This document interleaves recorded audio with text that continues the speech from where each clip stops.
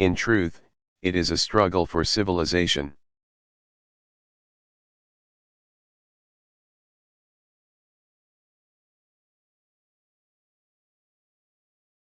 We are fighting to maintain the way of life enjoyed by free nations.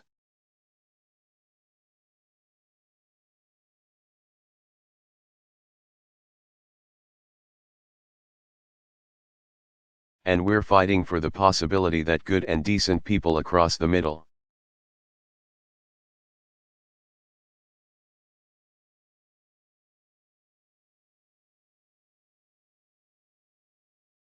East can raise up societies based on freedom and tolerance and personal dignity.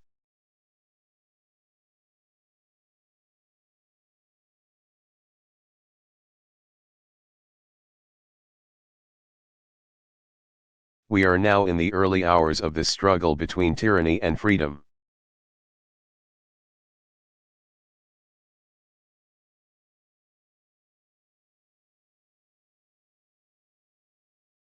Amid the violence, some question whether the people of the Middle East want their freedom.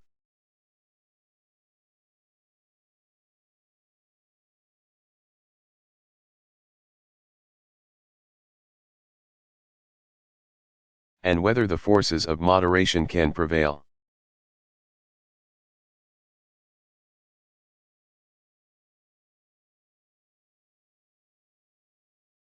For 60 years, these doubts guided our policies in the Middle East. And then,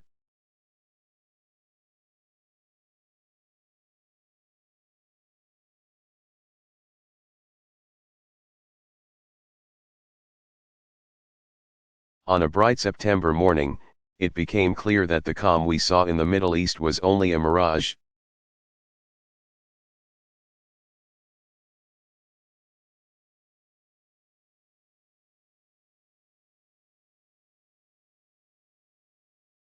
Years of pursuing stability to promote peace had left us with neither.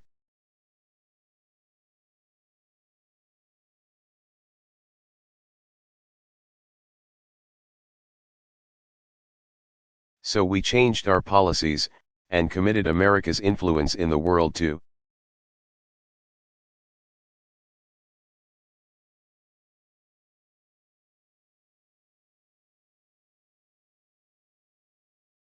advancing freedom and democracy as the great alternatives to repression and radicalism.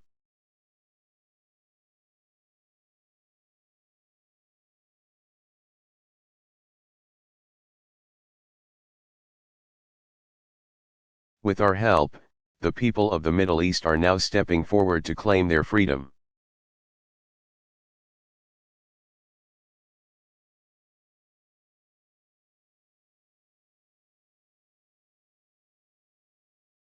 From Kabul to Baghdad to Beirut.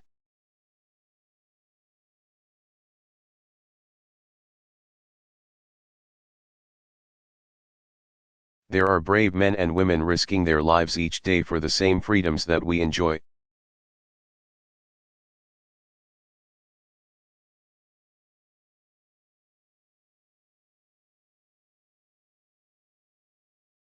And they have one question for us: do we have the confidence to do in the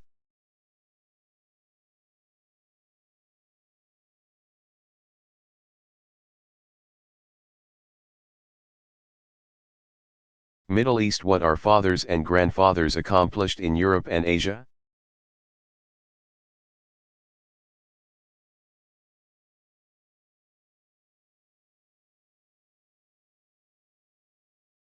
By standing with democratic leaders and reformers.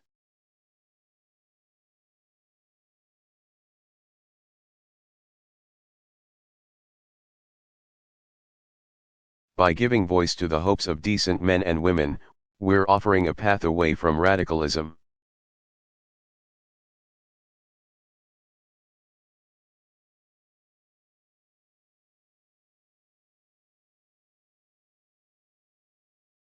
And we are enlisting the most powerful force for peace and moderation in the Middle East.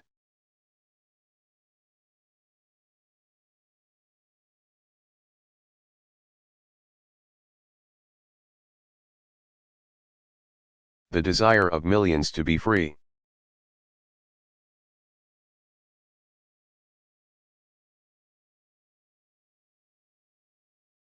Across the broader Middle East, the extremists are fighting to prevent such a future.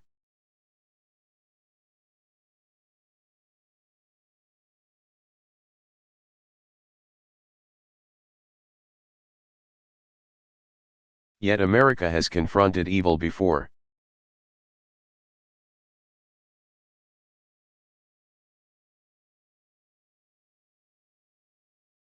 And we have defeated it sometimes at the cost of thousands of good men in a single battle.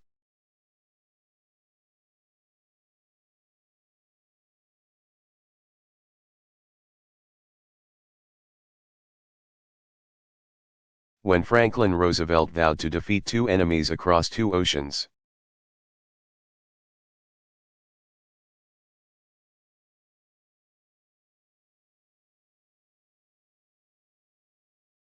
he could not have foreseen D-Day and Iwo Jima, but he would not have been surprised at the outcome.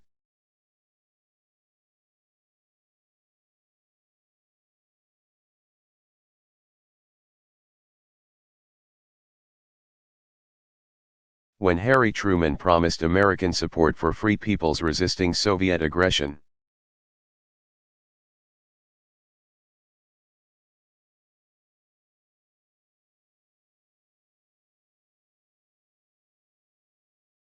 he could not have foreseen the rise of the Berlin Wall.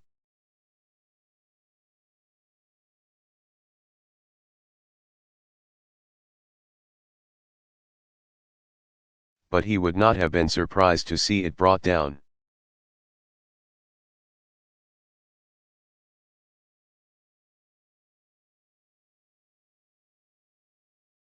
Throughout our history, America has seen liberty challenged, and every time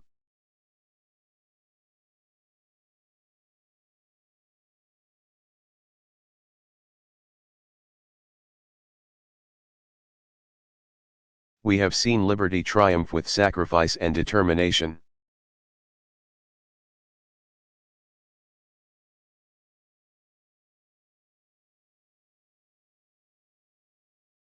At the start of this young century, America looks to the day when the people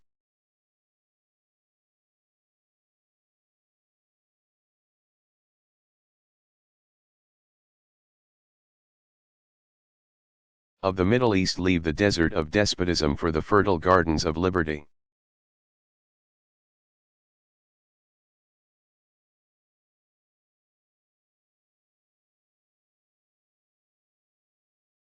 And resume their rightful place in a world of peace and prosperity.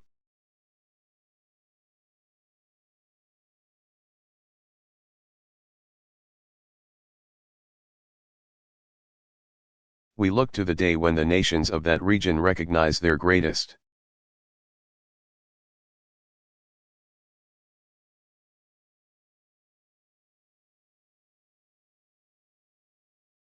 resource is not the oil in the ground, but the talent and creativity of their people.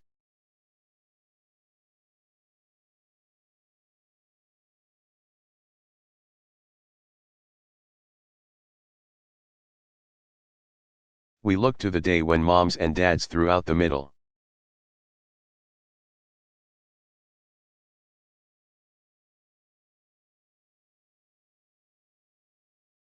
East see a future of hope and opportunity for their children.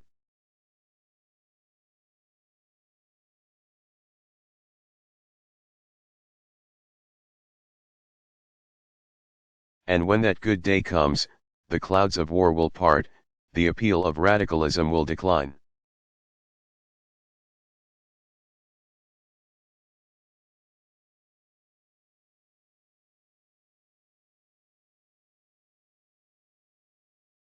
And we will leave our children with a better and safer world.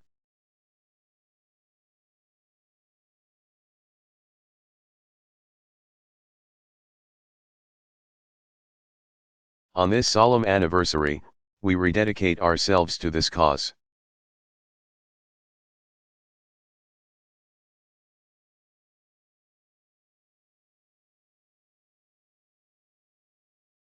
Our nation has endured trials, and we face a difficult road ahead.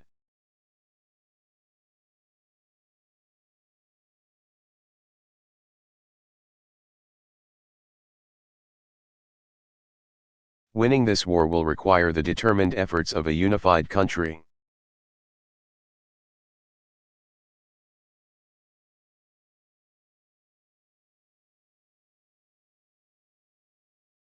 And we must put aside our differences and work together to meet the test that history has given us. We will defeat our enemies.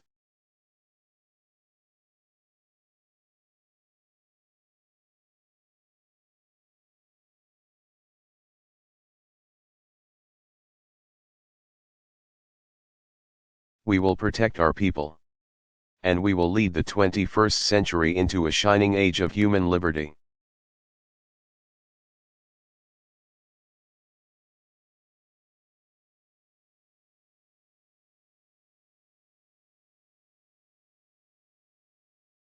Earlier this year, I traveled to the United States Military Academy.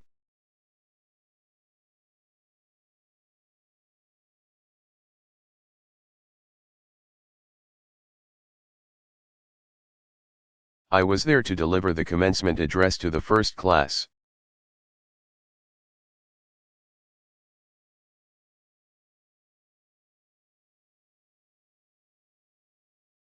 To arrive at West Point after the attacks of September the 11th.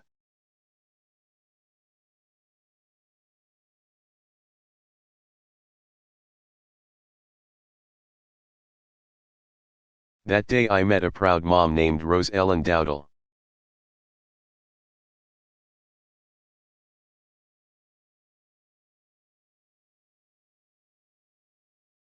She was there to watch her son, Patrick, accept his commission in the finest army the world has ever known.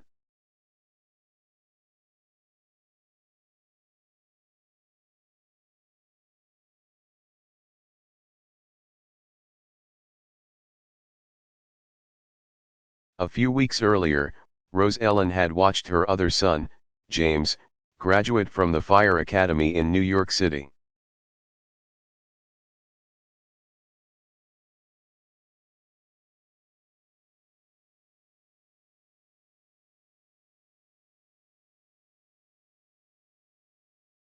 On both these days, her thoughts turned to someone who was not there to share the moment.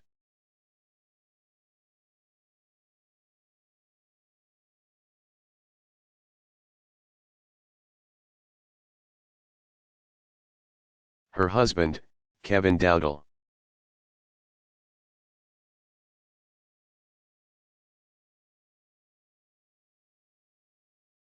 Kevin was one of the 343 firefighters who rushed to the burning towers.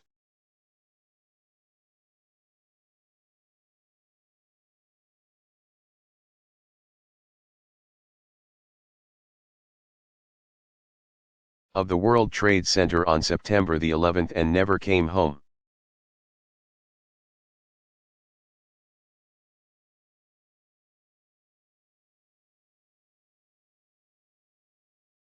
His sons lost their father that day, but not the passion for service he instilled in them.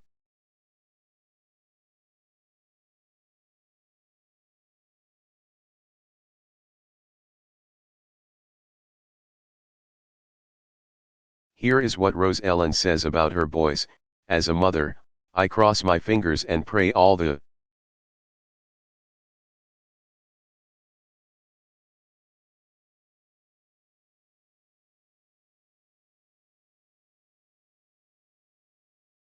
time for their safety, but as worried as I am, I'm also proud, and I know their dad would be, too.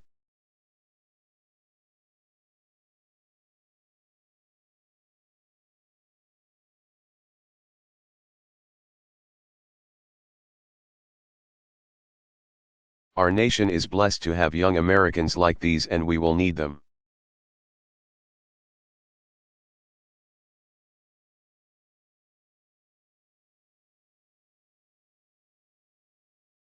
Dangerous enemies have declared their intention to destroy our way of life.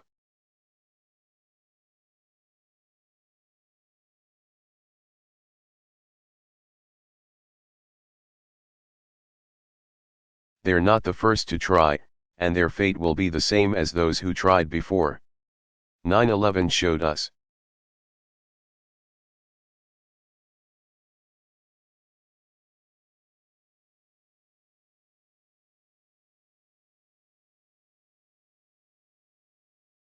Why? The attacks were meant to bring us to our knees, and they did, but not in the way the terrorists intended.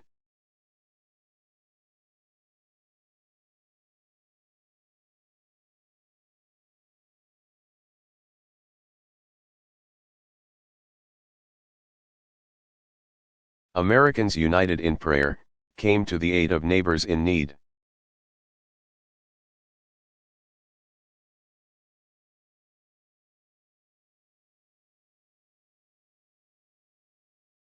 And resolved that our enemies would not have the last word. The spirit of our people is the source of America's strength.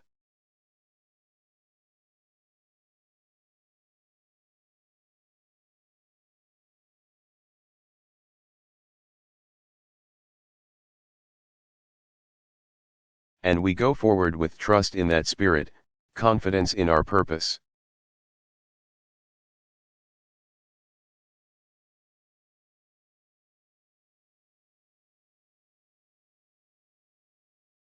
And faith in a loving God who made us to be free.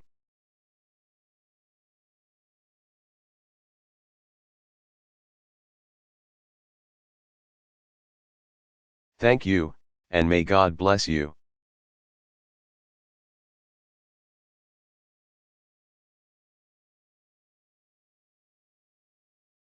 George W.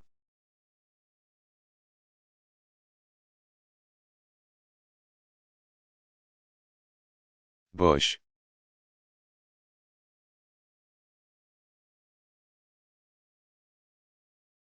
United Flight 93 National Memorial Dedication Address.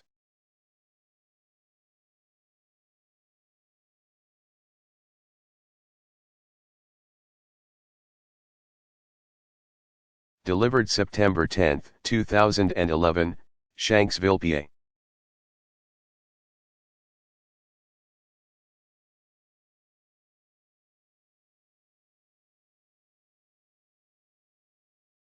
Thank you, very much.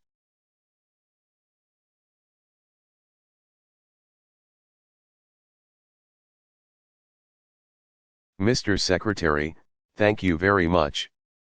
Mr. Vice President, Dr. Biden, President Clinton, Mr. Speaker.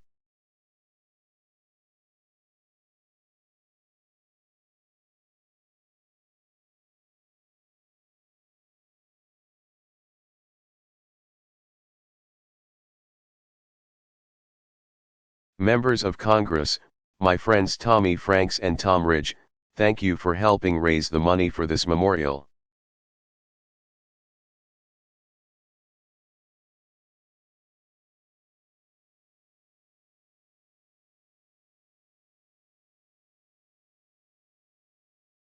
Members of the National Park Service and the National Park Foundation.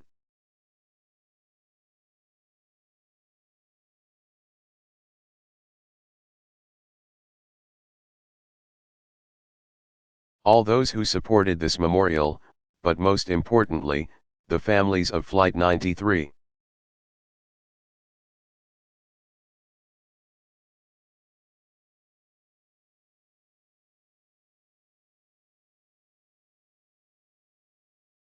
Laura and I are honored to join you in dedicating this memorial to the heroes of Flight 93.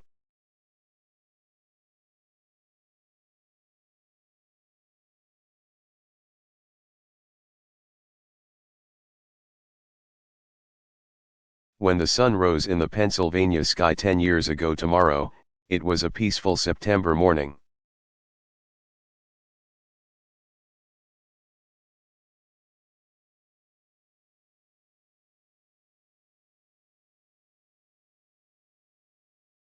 By the time it set, nearly 3,000 people were gone.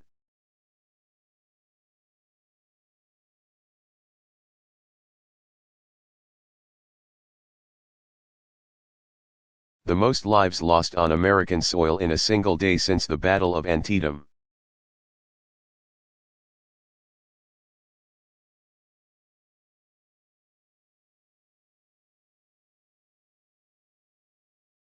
With the distance of a decade, 9/11 can feel like a part of a different era.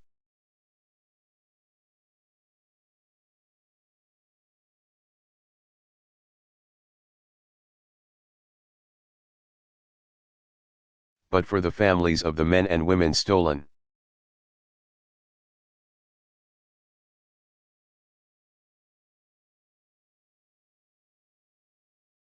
Some of whom join us today, that day will never feel like history.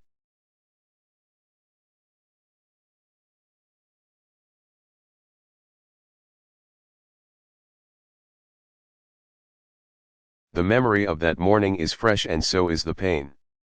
America shares.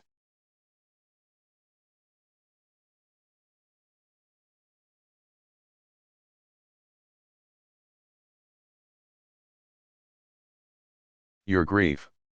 We pray for your comfort and we honor your loved ones.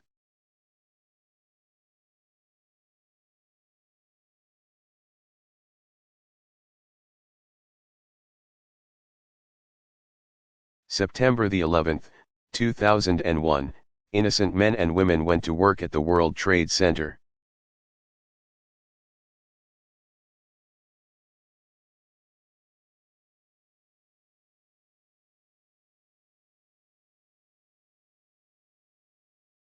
They reported for duty at the Pentagon.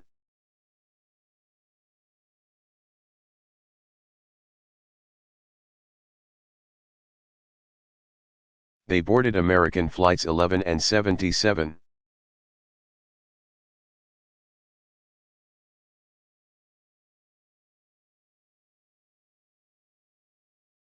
United flights 93 and 175. They did nothing to provoke or deserve the deliberate act of murder that Al-Qaeda carried out.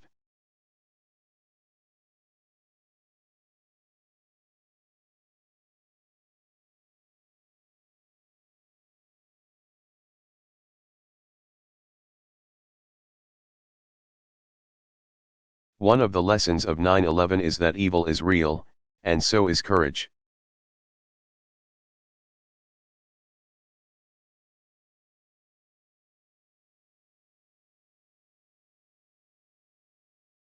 When the plane struck the World Trade Center,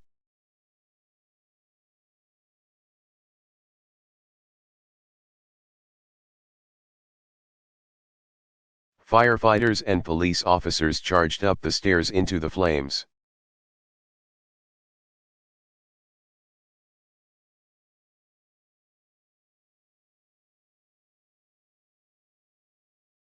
As the towers neared collapse, they continued the rescue efforts.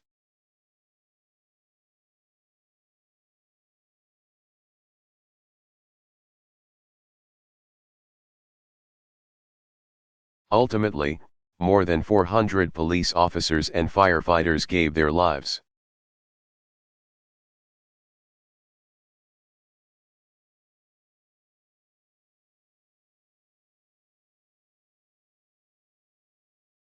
Among them was the chief of the New York City Fire Department, Peter Gansey.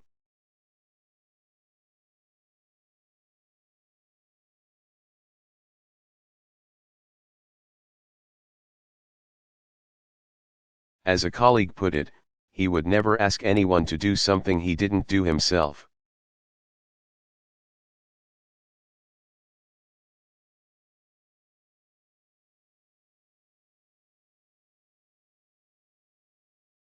The Pentagon service members and civilians pulled friends and strangers from burning rubble.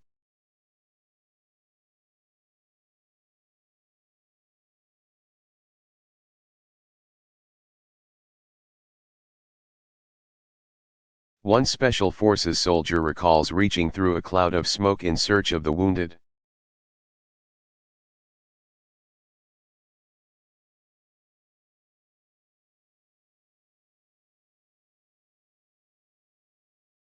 As he entered one room, he prayed to find someone alive.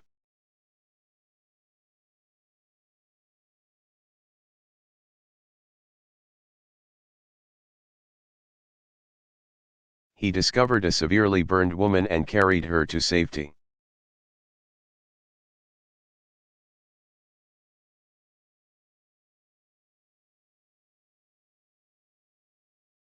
They later met in the hospital.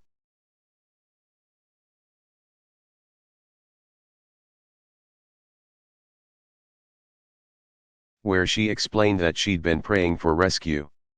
She called him her guardian angel.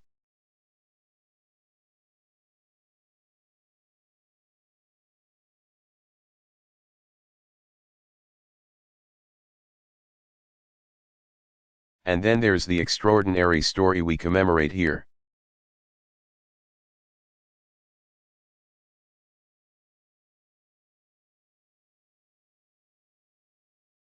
Aboard United Airlines Flight 93 were college students from California, an iron worker from New Jersey.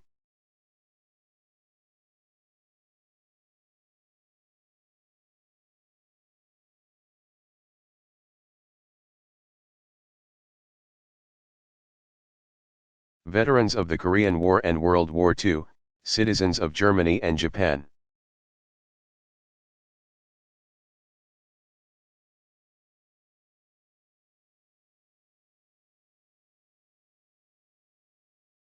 A pilot who had rearranged his schedule so that he could take his wife on a vacation to celebrate their anniversary.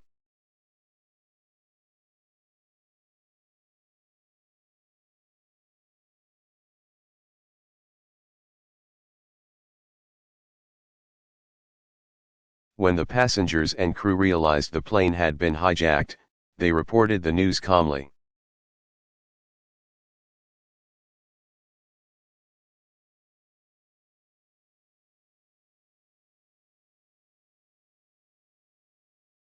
When they learned that the terrorists had crashed other planes into targets on the ground.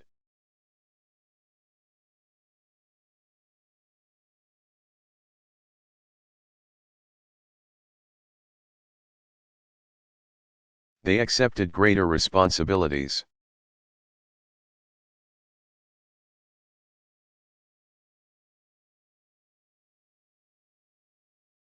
In the back of the cabin, the passengers gathered to devise a strategy.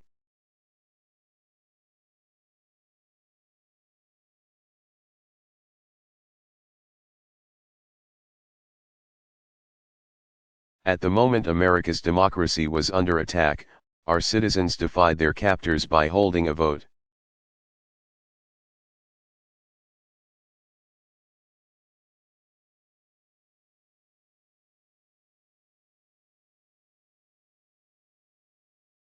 The choice they made would cost them their lives, and they knew it.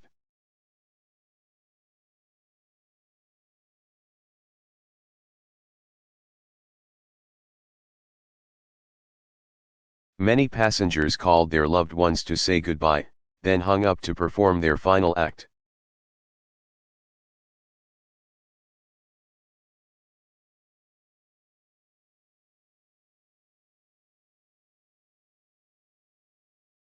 One said, "They're getting ready to break into the cockpit. I have to go. I love you." Another said,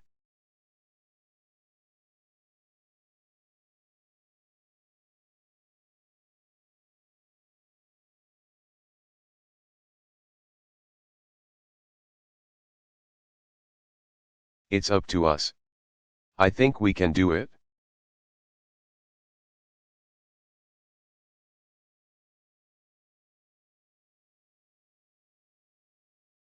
In one of the most stirring accounts, Todd Beamer, a father of two with a pregnant wife with a home in New Jersey.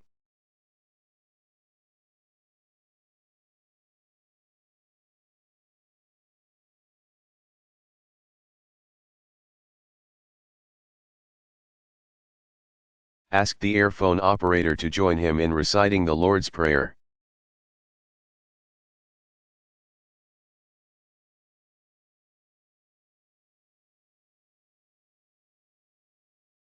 Then he helped lead the charge to the front of the plane with the words "Let's roll."